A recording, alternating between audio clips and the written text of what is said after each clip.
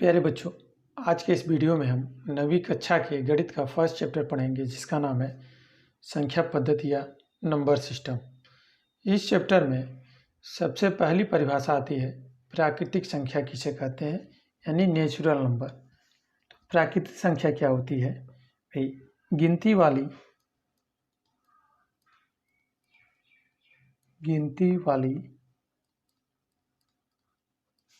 संख्याएं, यानी जिस संख्या को हम क्या कर सकते हैं, गिन सकते हैं। गिनती वाली संख्याएं प्राकृतिक संख्याएं कहलाती है। ठीक है, यानी गिनती वाली जितनी भी संख्याएं उन सभी क्या कहलाती है? प्राकृतिक संख्याएं कहलाती है। जैसे और यह स्टार्ट होता है 1 से, यानी 1 2 3 4 5 और कहाँ तक जाएगा? अनंत तक। यानी यह सभी संख्याएं क्या कहलाएंगी? प्राकृतिक संख्याएं कहलाएंगी। और जो स्टार्ट होता है 1 से और इसे हम कैपिटल N से प्रदर्शित करते हैं।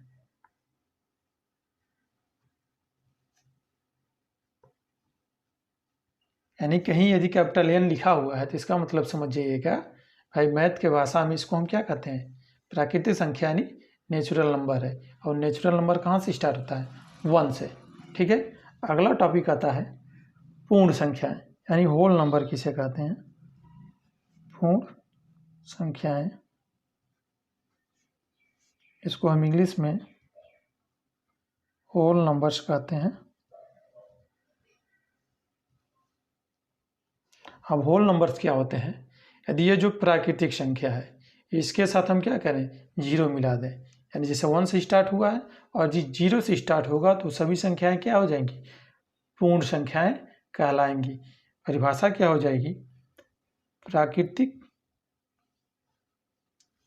प्राकृतिक संख्याओं के समूह में यदि 0 यानी 0 और मिला दिया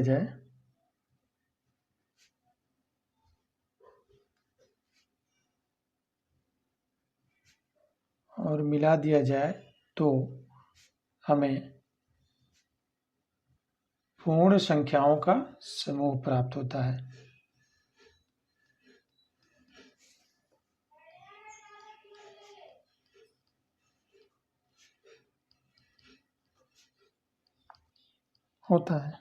ठीक है, जैसे नहीं, इसको हम लिख सकते हैं भाई 0 से स्टार्ट होना, 0 1 2 3 4 5 और कहाँ तक? अनंत तक। तो ये संख्याएं क्या हो जाएंगी? पूर्ण संख्याएं हो जाएंगी। और इसे हम जो है W से प्रदर्शित करते हैं।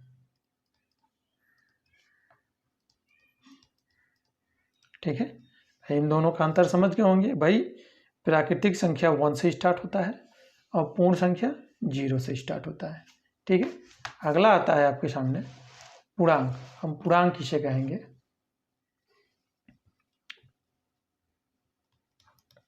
पूर्णांक को इंग्लिश में इंटीजर्स बोलते हैं। अब इंटीजर्स क्या होता है भाई? ध्यान दीजिए,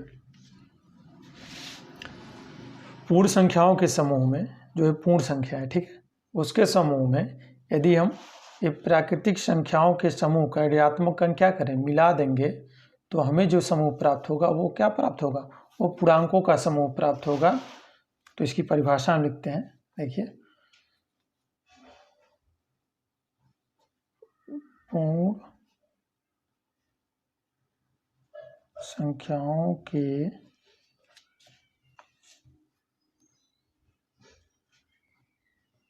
समूह में यदि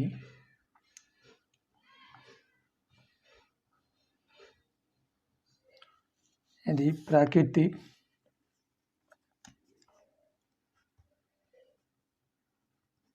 संख्याओं के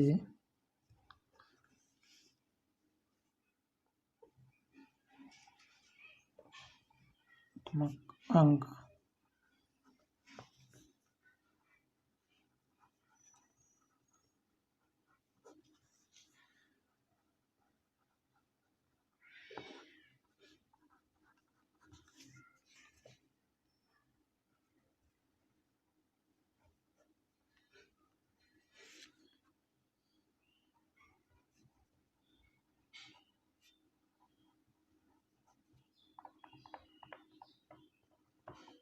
ठीक है भाई, पूर्ण संख्याओं के समूह में यदि प्राकृतिक संख्याओं के ऋणात्मक अंक और मिला दिया जाए तो हमें पूर्णांकों का समूह प्राप्त होता है।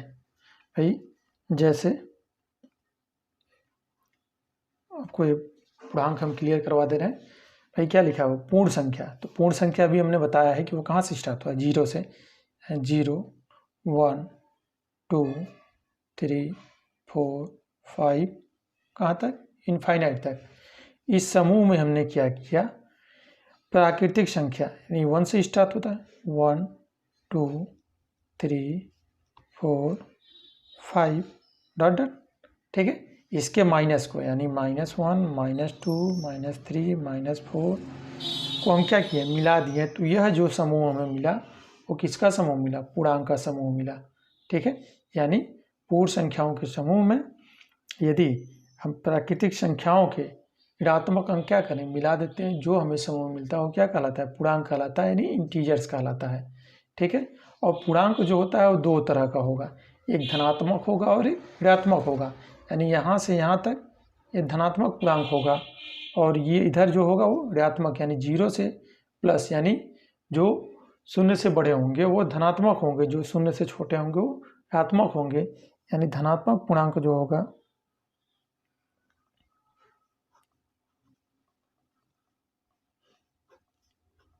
पूर्णांक भाई 0 से बड़े, 0 से बड़े,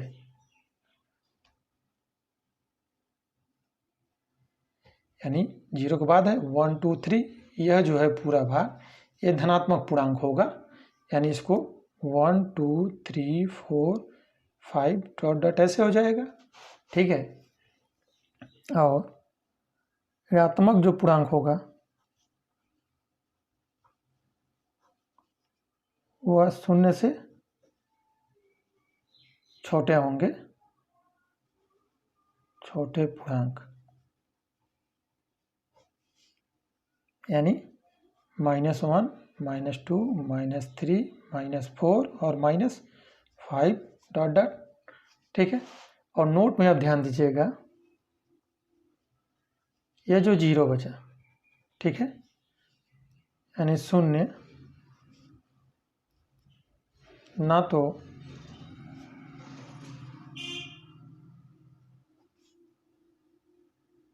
धनात्मक पूर्णांक है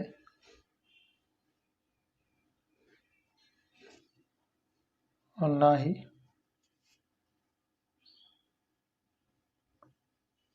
ऋणात्मक पूर्णांक होता है।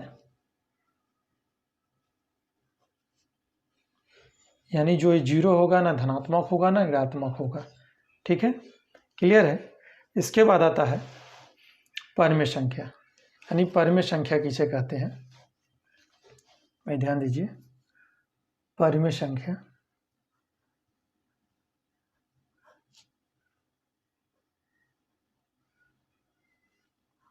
इसको इंग्लिश में रेशनल नंबर बोलते हैं। ठीक है, यानी जिसे हम क्या कर सकते हैं, यानी जो संख्या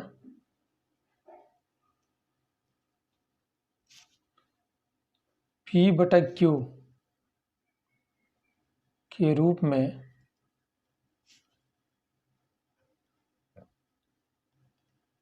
लिखी जा सके और जहां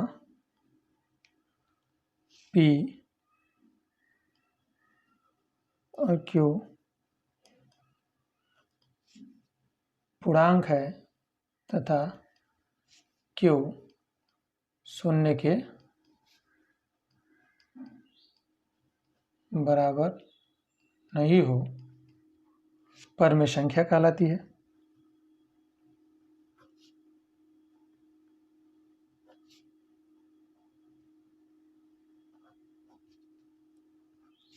ठीक है, ध्यान दीजिए भाई, ऐसी संख्या जिसे हम क्या कर सकते हैं, पी अपान क्यू के रूप में लिख सकें, यानी अंश बटा हर के रूप में, यानी इस रूप में यदि हम लिख सकते हैं अंश बटा हर के रूप में, तो ऊपर वाला अंश होगा, नीचे वाला हर होगा, तो कौन संख्या कहलाएगी, परमेय संख्या कहलाती है।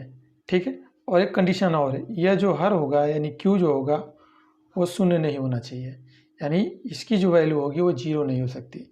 जीरो के अलावा कुछ भी हो सकती है, 1 2 3 4 5 हो सकता है, लेकिन जीरो नहीं होगा। यदि जीरो होगा तो परमेय संख्या नहीं होगी, लेकिन यदि जीरो के अलावा कुछ और है, ठीक है, तो परमेय संख्या होगी। यानी जैसे हम लिख सकते हैं, मान लीजिए 4/5 लिखा हुआ है, तो कौन संख्या होगी, परमेय संख्या होगी। 3 लिखा हुआ है क्योंकि इसको अपान 1 लिख सकते हैं, ठीक है, या 1/2, या 9 लिखा है तो इसको 9/1 लिख सकते हैं। तो ये सभी संख्याएं कौन सी संख्या है, परमेय संख्या है। क्लियर है। अगला अपरमेय संख्या किसे कहते हैं, ठीक है, यानी जो संख्याएं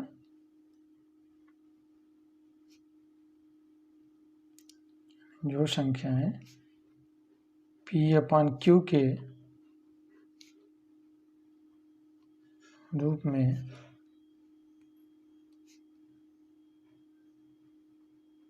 नहीं लिखी जा सके, ठीक है, जो संख्याएं पी अपान क्यू के रूप में नहीं लिखी जा सके उन्हें अपरमेय संख्या कहते हैं। ठीक है, अभी हमने आप लोगों को परमेय संख्या बताया, उसे हम क्या कर सकते हैं, पी अपान क्यू के रूप में लिख सकते थे, लेकिन इसे हम पी अपान क्यू के रूप में नहीं लिख सकते हैं। ठीक है, जैसे √2, √3, √5, √7, 8, यानी इसे हम अंश बटा हर के रूप में नहीं लिख सकते हैं। ठीक है, अगला आता है वास्तविक संख्या।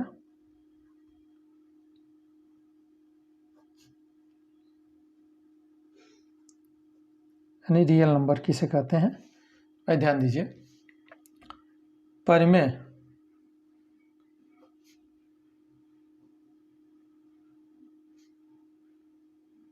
परमेय संख्याएं और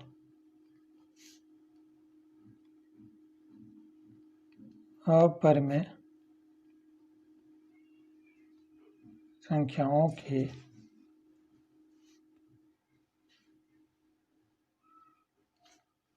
समूह को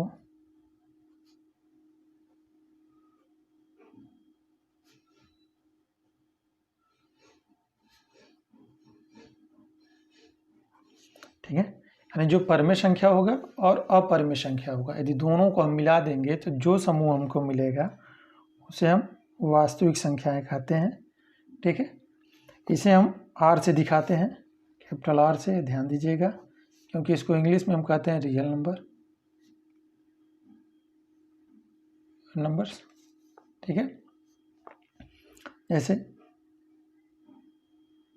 1/2, 3/5, 4/1, -3/1, या √2, √3, √5, 8 यानी इत्यादि। यह जो हमको समूह मिला, ये सभी क्या कहलाएंगे, वास्तविक संख्या। यानी हम अपरमेय को भी वास्तविक संख्या कह सकते हैं और परमेय को भी हम क्या कह सकते हैं, वास्तविक संख्या कह सकते हैं।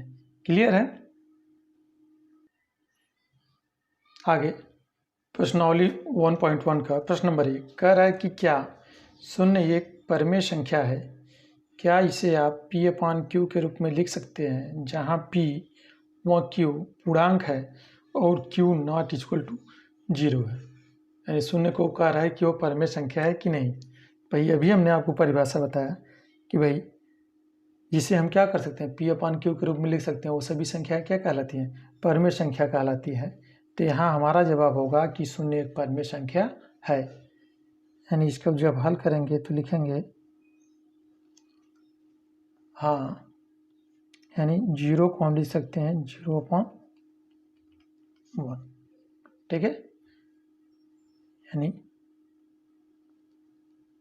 हाँ 0 1 0 1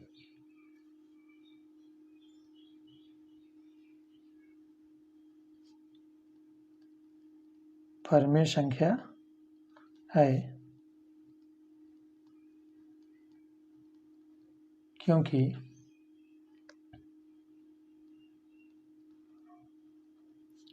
शून्य को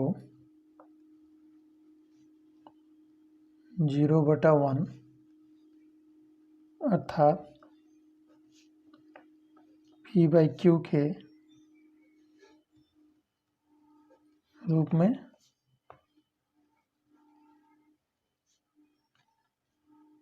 लिखा जा सकता है, जहाँ Q ≠ 0, ठीक है। यानी शून्य जो होगा वह एक परमेय संख्या होगी, क्योंकि इसे हम क्या करते हैं 0/1 के रूप में लिख सकते हैं, अर्थात P/Q के रूप में हो गया। और यहाँ जो Q की वैल्यू है वह 0 नहीं है, ठीक है। इसी प्रकार इसका अगला प्रश्न है प्रश्न नंबर 2। भाई प्रश्न नंबर 2 आप लोग देखिए। प्रश्न नंबर 2 कह रहा है कि 3 व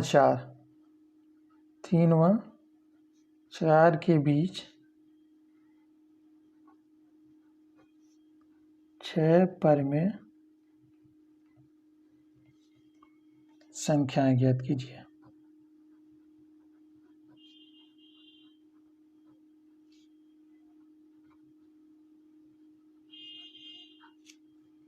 ठीक है, यानी आपको बताना है कि 3 और 4 के बीच में 6 परमेय संख्याएं निकालना है। इसको हम हल करते हैं। तो ध्यान दीजिए भाई, कितनी परमेय संख्याएं बोल रहा है 6।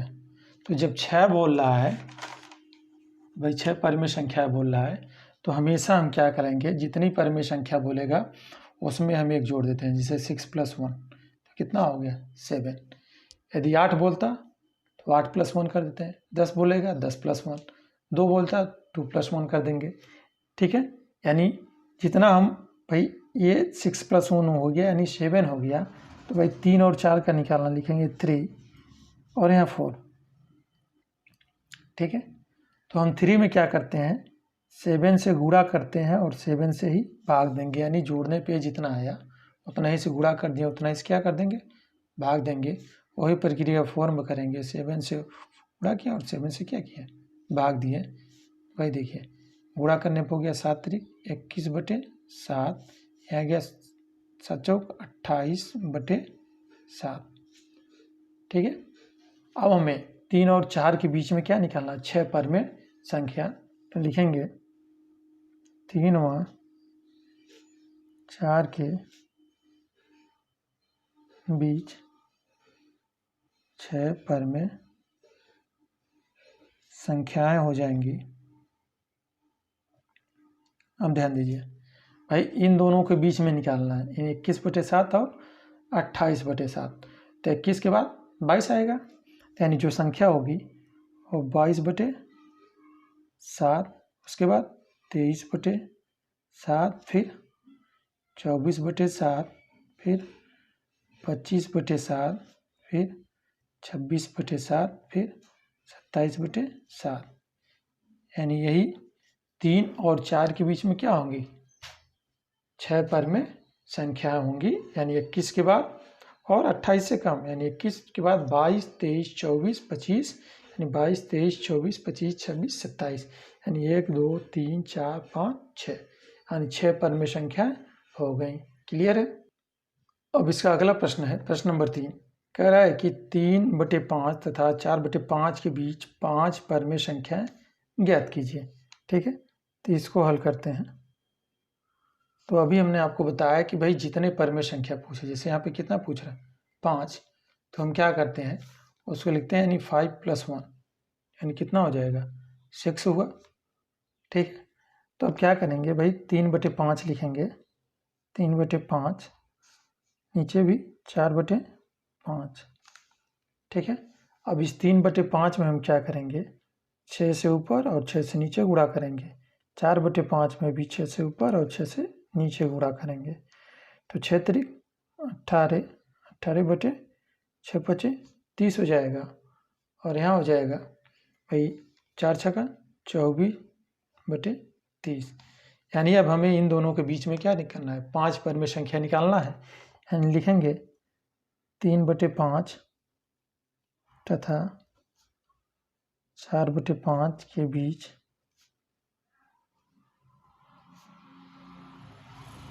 5 पर में संख्याएं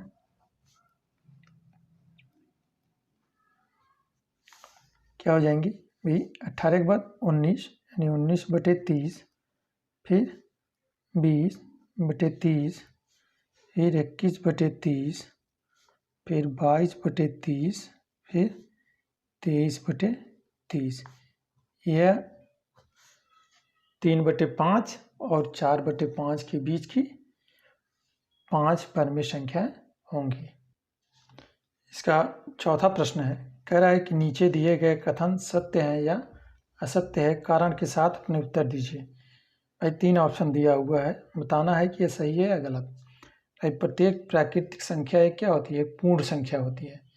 यानी आपको बताना है कि जो प्राकृतिक संख्या है वह पूर्ण संख्या होती है। ये कथन सत्य है या असत्य है, ठीक है। तो हम इसका जब आंसर लिखेंगे तो कहेंगे ये कथन क्या है, सत्य है। क्यों है, क्योंकि प्रत्येक प्राकृत संख्या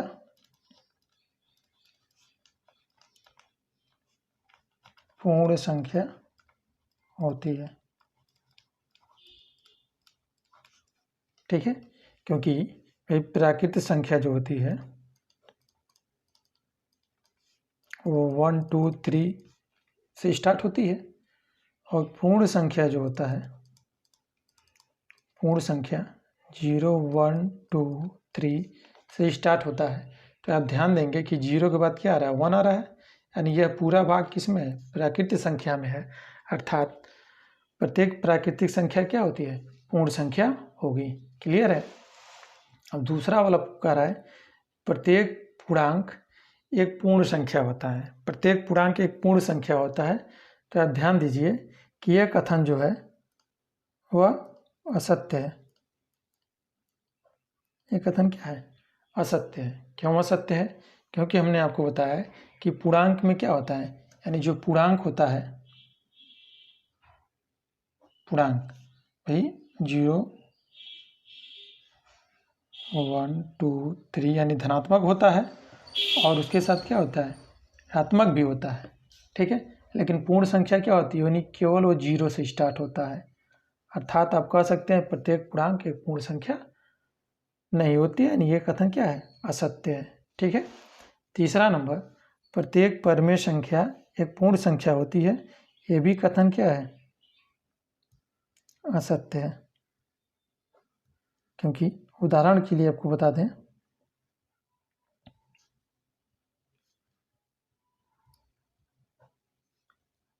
एक बटे 3 यह परमेय संख्या है, परंतु पूर्ण संख्या नहीं है। ध्यान दीजिए भाई, 1/3 जो है ये क्या है, ये परमेय संख्या है, क्योंकि इसे हमने क्या अंश बटा हर के रूप में लिख दिया। लेकिन पूर्ण संख्या नहीं होगी। पूर्ण संख्या कब होगी, या तो 0 1 2 3 होना चाहिए, यानी 0 1 2 3 यानी इस फॉर्म में होनी चाहिए, ठीक है। क्लियर है।